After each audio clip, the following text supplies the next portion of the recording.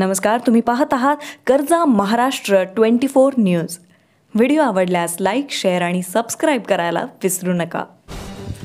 संत्रापूर सिहोराला ये-जा करणारा रस्ता बीकेसीपी शाळेपासून रेल्वे फाटक बंद करून रेल्वे प्रशासनानं कन्हान संत्रापूर नवीन आरयूबी रेल्वे अंडरपास पूल मागील वर्षी ऑक्टोबर महिन्यात सुरू केले होते। पहिल्याच दिवशी पावसाचे पाणी साचल्यानं नागरिकांनी पाणी निकासी व पर्याप्त विद्युत व्यवस्था तात्काळ करण्याची मागणी केली होती, परंतु रेल्वे प्रशासनाने या गंभीर समस्यांकडे दुर्लक्ष केल्यानं कन्हान शहरात शनिवारी सायंकाळी विजेच्या कडकडाट, हवेच्या वादळ वाऱ्यासह झालेल्या जोरदार पावसामुळे पुन्हा एकदा अंडरपास पुलांमध्ये पावसाचे पाणी साचल्यानं पायदळ व वाहनाने जाणाऱ्या येणाऱ्या नागरिकांना पाण्यातून ये-जा करून भयंकर त्रास सहन करावा लागल्यानं सामाजिक कार्यकर्ता अर्जुन पात्रे यांनी नगर परिषद आणि रेल्वे प्रशासनाला अंडरपास पुलामध्ये पाणी निकासी व पर्याप्त विद्युत व्यवस्था तात्काळ करण्याची मागणी केली।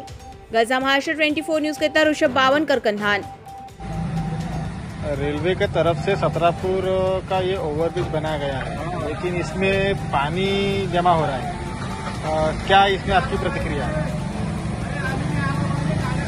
हा जो सतरापूर वस्तीला आणि शिवऱ्याला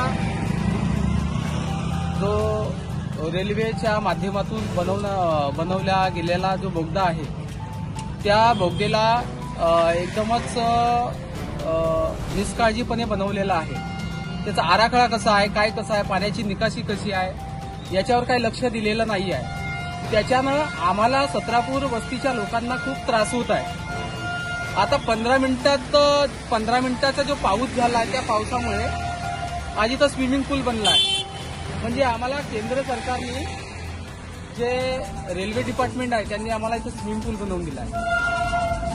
आणि जर उद्या चलून जर काही कमी जास्त झाला आहे, याला जबाबदार कोण राहणार आहे? कारण की जो बोगदा बनलाय त्या बोगद्याच्या वरतून पाणी गळते आणि 15 मिनिटाच्या पावसामध्ये असा हाल आहे।